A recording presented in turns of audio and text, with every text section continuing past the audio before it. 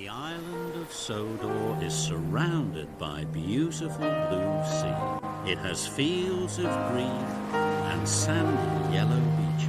There are rivers, streams and lots of trees where the birds sing. There are windmills and a coal mine and docks where visitors to the island arrive. The island also has lots and lots of railway lines. Hello everybody, welcome to the island of Sodor.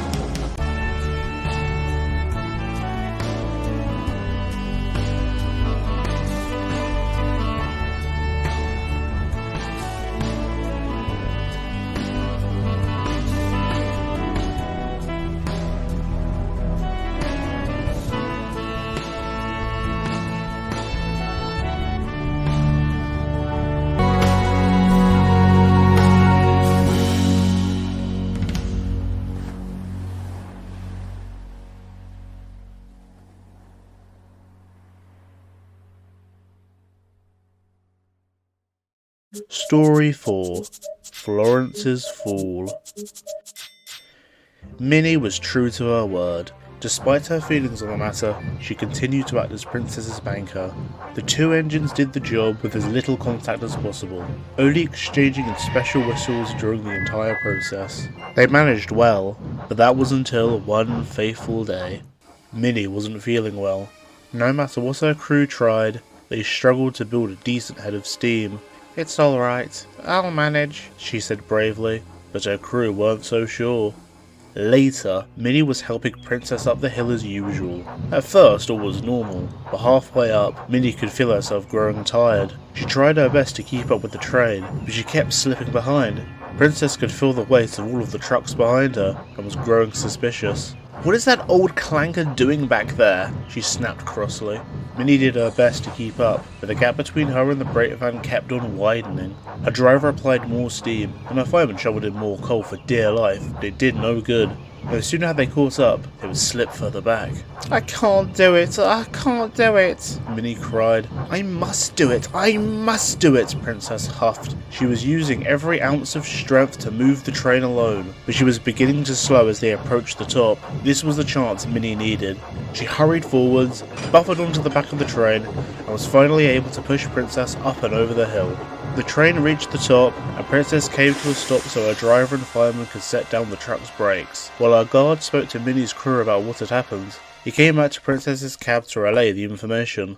The banker was struggling to keep up with the train. "That's why it was such a struggle," he told Princess's driver and fireman. Princess was cross. "Oh my god, this is ridiculous. If that engine can't do her job properly, then what's the point of her even being here?" "She's an old engine, Princess," reminded her driver, forgetting his own advice to the fireman. "So what? This isn't the first time she's let us down," Princess sniffed. "I wouldn't be surprised if she was doing it deliberately. I've half a mind to go back there and put her in her place." "You would do no such thing," the fireman replied. Princess just ignored him. She started off again with her train, brooding to herself. She returned to the sheds later that morning and headed straight for Fee, who was trying to get some rest. Fee frowned as she saw Princess's approach. "What injustice has fallen to you now?" she sighed. She could tell by the look on Princess's face that she was in for another one of her rants. "Minnie," Princess said with great spite. "I've had it with her antics. We need to do something about her, once and for all."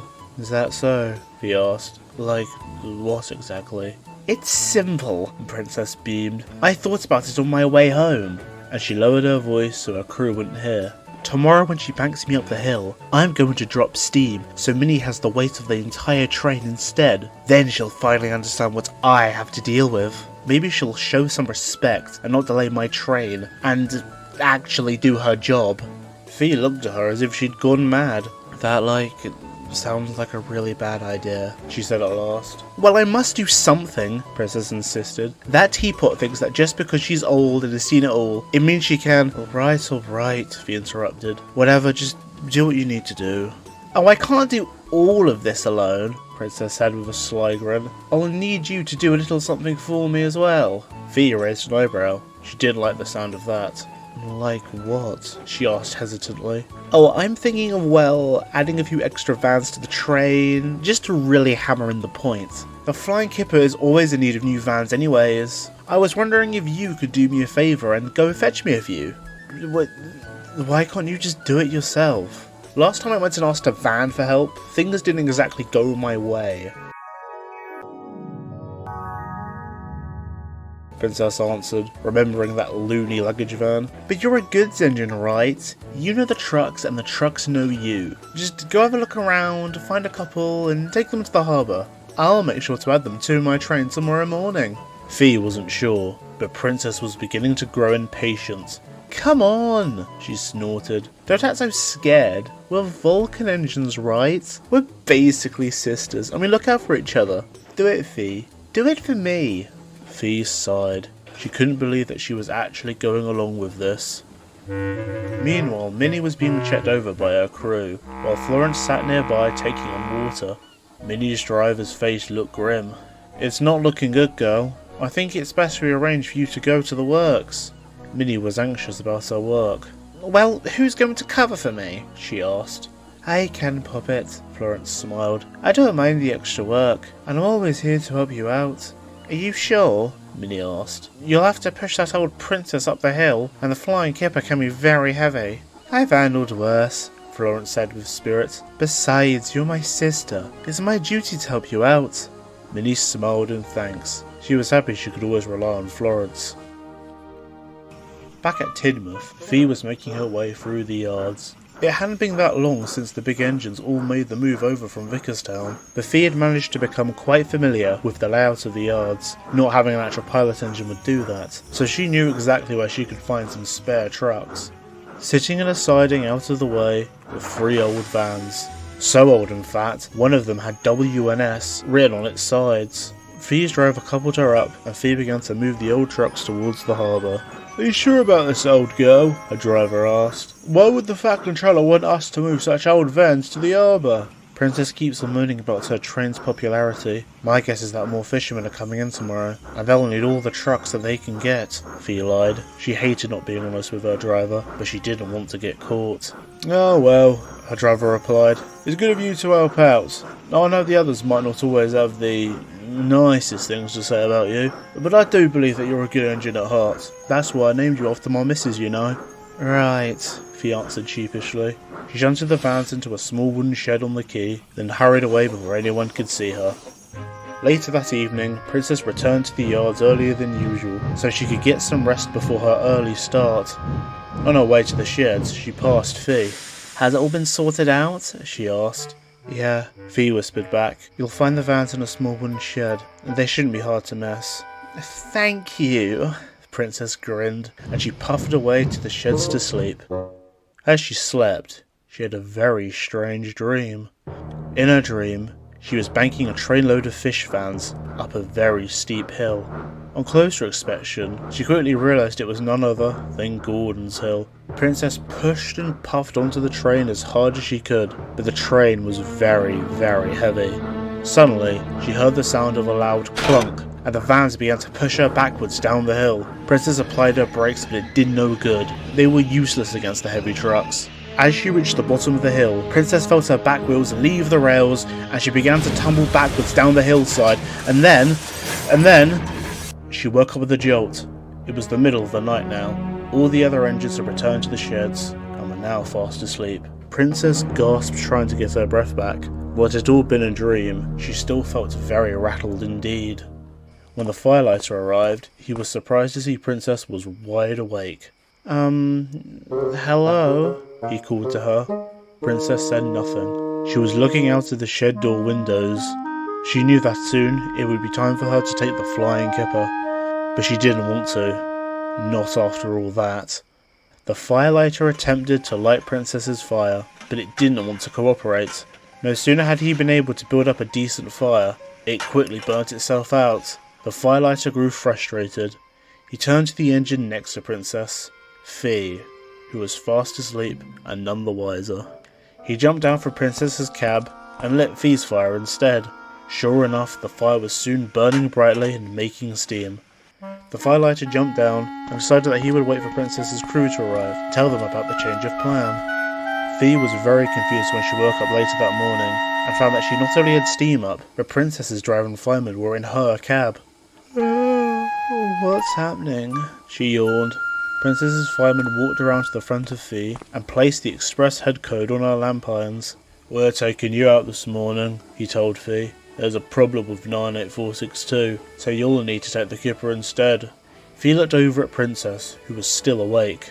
I'm sorry, Princess faltered. What's up with you? Fee asked, but Princess didn't answer. Fee sighed. She'd only been awake for 5 minutes, and she was already over it. Whatever. Do you still want me to do the... Princess trailed off, unsure. Come on, 87546, the driver interrupted. It's Kipper time. Fee looked over to Princess. Well? She insisted. Yeah, if you want, Princess said at last. Okay, Fee answered shortly. She puffed away and headed into the harbour. Playing tricks on other engines wasn't exactly her thing, but she felt it was easier than to potentially get on Princess's bad side. What was the problem with her though? She thought to herself. John gave a perplexed look as he saw Fee backing down onto the flying Kipper with 3 additional vans. Surely we don't need more vans, he exclaimed. That brings the train up to 21. I was assigned to this, fibbed Fee. More boats are coming into port means more vans for the train. Even so, John puffed. It seems a bit overkill. I haven't heard anything about this. Nor have I, the harbour master interjected. Are you sure about this? Positive, Fee answered. The harbour master just sighed. Very well then, he replied. I haven't time to worry about this. There's too much to get done. As long as those fish are delivered, that's all that matters. And he walked away, leaving Fee to it. John felt suspicious, but there was too much work to do, so he puffed away and carried on arranging the train. It might have been better if the two had been more willing to press the big blue engine further. Soon it was time for Fee to leave. The train was heavy, but Fee gripped the rails furiously, and with one great effort, she hauled the trucks out of the harbour. It may have been her first and only time pulling the flying Kipper, but Fee pulled the train excellently. She was built for long heavy goods trains, and once they were out of the main line, the whole thing became easy to her. Princess's driver and fireman were most impressed. They arrived at Wellsworth a whole 5 minutes early. Fee looked to the banker's siding, expecting to see Minnie. Instead, to her surprise, there was Florence waiting patiently. What are you doing here? She asked impulsively. I could ask you the same question, Florence replied. I thought your old pal 98462 took this train. She wasn't feeling up to it, Fee said cautiously. Not sure how much information she should let slip. Is that so? Florence scoffed. I suspect it's guilt for the state she left my sister in yesterday. She was so worn out from having to bank her train all the time, she had to go to the works. I'm filling in for her until she gets back tomorrow. I see, Fee replied, knowing Princess didn't feel guilty at all. Very well then, let's get started, said Florence, as she puffed out of her siding and ran round to the back of Fee's train. Fee sighed. She knew there was no point in playing the trick now. Let's just treat this train like any other and get this run finished, she thought to herself. The two puffed out of the station and began the climb up the hill.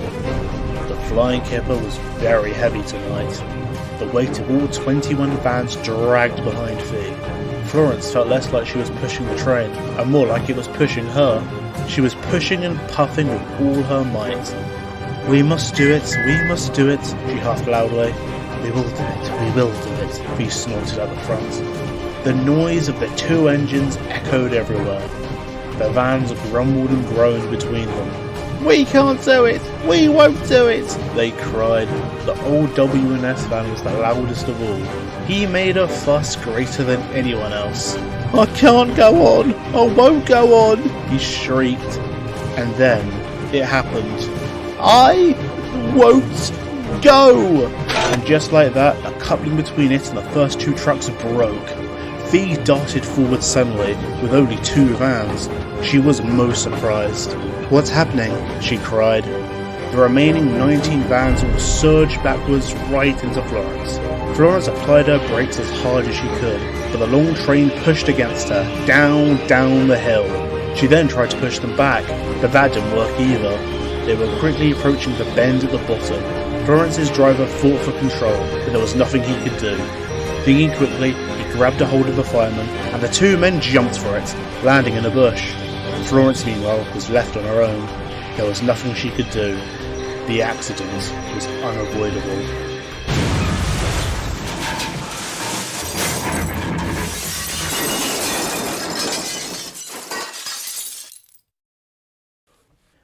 And then there was silence. Fee braked to a stop as hard as she could. Her crew jumped down from the cab and ran back down the hill to help Florence's crew. Her driver and fireman, along with Fee's guard, were all dazed and beaten, but they would eventually bounce back.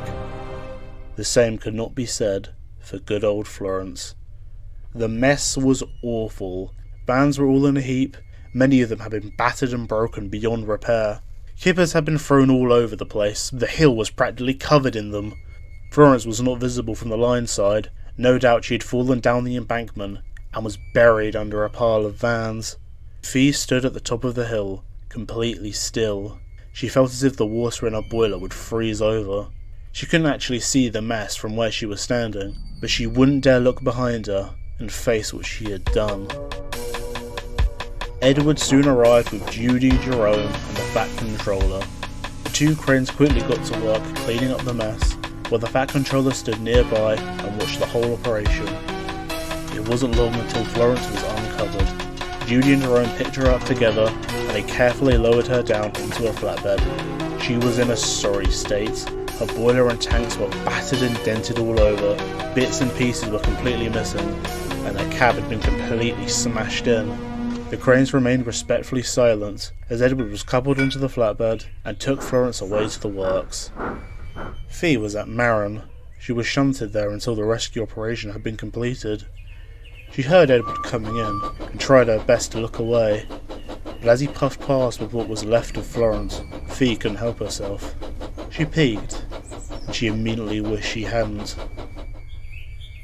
When the clean-up operation was completed, Fee returned to the yards. She met Princess in the goods shed. Princess had heard all about the accident and was at a complete loss for words. The two engines exchanged in haunting looks as the Fat Controller arrived. He stepped forwards towards the two engines. "I need you two to understand the severity of this accident," he began. "This isn't something Florence can easily bounce back from. She's an old engine, whose parts are not easy to come by. We've fully assessed the damage at the works, and there's a very strong likelihood she may never work again." He looked gravely at the two blue engines. "I need to know exactly what happened here. 98462, why were you not on the train?" Princess faltered. For once, she didn't know exactly what to say. I wasn't feeling up to it this morning, sir," she said at last. "I was having steaming issues."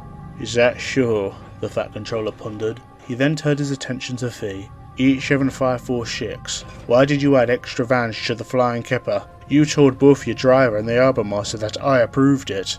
Why?" Fee hesitated. She looked at Princess and then sighed. There was no trying to get away from it now. She had to tell the truth. And so she did. She told the Fat Controller everything, the entire plan from start to finish. Princess tried not to be too obvious, but she stared daggers at Fee the entire time. When Fee had finished, the Fat Controller was quite taken aback. He looked at Princess, who was trying to put on her best poker face. "Is this true, 98462? he asked bluntly.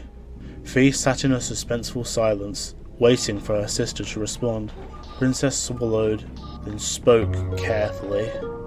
"I have no idea what she's talking about, sir," she said flatly, not even making eye contact with her controller or sister. The Fat Controller stared at Fee in the corner of his eye. He was livid. "Is that sure?" he asked in a shockingly rather calm tone. "Yes, sir," Princess answered. "I would never be foolish enough to attempt something so ridiculous." "Ridiculous?" Fee snapped. "Quiet!" the Fat Controller thundered. He turned around to face Fee, who was physically shaking in a mix of fear, betrayal, and rage. "Do you have any idea what this little stunt of yours has cost us?" he began. "Not only have we possibly lost one of our engines, but you have also let the whole railway down. It's clear to me that you cannot be trusted anymore. I will get in contact with the foundry you came from, and I will have you sent back right away." But But sir, Fee tried to plead. No butch, the Fat Controller boomed. It's a shame too. Once your loan had expired, I was planning on making you a permanent resident. But it's clear now, I was wrong. Fee didn't know what to say. She turned to Princess, hoping she would cave and tell the Fat Controller the truth. But she didn't. Princess simply looked away from her and stared off into the yards. Fee knew there was no point in trying to plead her case, so she just gave up. As she was puffing away, the Fat Controller turned to Princess and patted her on the buffer. Thank you for being honest with me, he said warmly. I always knew bringing an Atlantic engine to the railway was a good idea. Princess looked down at the stout gentleman and gave a small smile. No worries, sir, she said, satisfied. Later that evening, Fee was coupled onto a long goods train. Her driver, who had now returned to his rightful spot on the footplate, gave her a pat on the side of the cab. I know it wasn't all you know, he told her. What use is that going to do? Fee sniffed. I'll probably never work again. And neither will poor Florence. I'm sure you will, her driver smiled. Florence too. I promise, I'll be with you all the way, no matter what happens next. Thanks, Andy, Fee said with a soft smile. I just wish the others knew the truth. I'm sure they do, Fee's driver said with confidence, very clearly knowing something his engine didn't. Before Fee could even ask, a guard blew his whistle and Fee set off with her trucks. She huffed away into the horizon, leaving the island of Sodor far behind her. She seemed to take the sun with her, because before long, nightfall arrived. Princess returned to the sheds. She was tired from the stressful day that she had had and wanted to get some rest. But to her surprise, James, Gordon, Henry and even kind old Edward all barred her way. You are not welcome, Gordon hissed. What on earth are you doing? Princess snapped. Let me through. Like how we are? James snorted. You may have the Fat Controller fooled, but we all know exactly what you did. Is that so? Princess scoffed. Playing tricks and hatching schemes isn't 87546's sort of thing, Henry huffed with feeling. But it's the sort of thing that you would do. Oh please, as if you knew anything about her. None of you even liked her anyways. You didn't even bother to know her name. She had a name? James puzzled. So don't tell me what she would and wouldn't do, Princess rapped. None of you knew a thing about her, so don't go blaming me. Edward stared hard at Princess. He had met many dishonest engines in his time, and he could see right through the guilt and shame in Princess's face. Stand your ground, Gordon, he called. I don't trust her as far as I can shunt a truck. Since when did you take orders from the old-timer? Princess smirked. We trust him far more than we trust you, Gordon replied. Princess stared coldly at the three big engines. She knew they wouldn't back down. No matter what, this battle was unwinnable. Very well then, she said at last. I'll take my leave and sleep elsewhere. But this isn't over, she called as the turntable began to turn her around. You may have gotten rid of Fru, but I'll still be here, and I'll... But she stopped as she saw who was sitting on the track behind her. It was none other than Minnie. She'd been repaired and had puffed straight to Tidmouth to confront Princess. But now, face to face with the big engine, she didn't know what to say. Princess looked at Minnie straight in the eyes. She could see the pain in them. The big engine suddenly began to feel very small. Her confidence quickly vanished. Minnie's mouth made various shapes, trying to find the right words, but the only thing she could muster was one short and simple question. Do you really hate me that much? It was too much for Princess. She quickly turned towards a track that was free, as she hurried away before Minnie could say another word. The big engines all looked at Minnie apologetically. None of them knew what to say, and before they could even get a chance to, Minnie puffed away back to her shed. It was going to feel very empty without Florence's presence.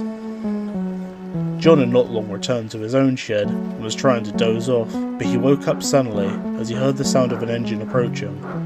He looked up and saw Princess reversing into the free spot next to him. Neither engine said a word to each other, but there was a quiet understanding that this would be the sleeping arrangement for the foreseeable future. Eventually, John was able to drift off, but Princess stayed awake. She knew that sleep was something that was going to be very hard to come by now.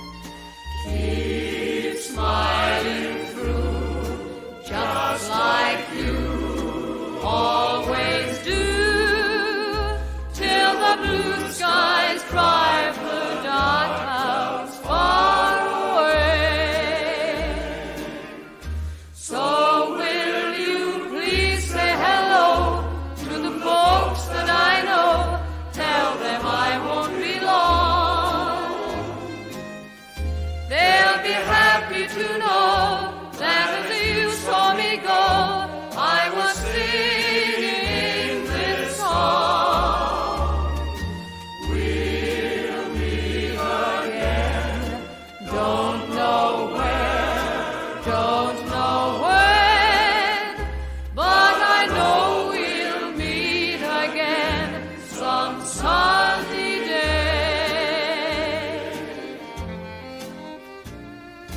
We'll meet again, don't know where, don't know when, but I know we'll meet again some sunny day. Keep smiling through, just like you always do, till the blue skies drive the dark clouds far away. So will you please say hello to the folks that I know? Tell them I won't be long. They'll be happy to know that as you saw me go, I was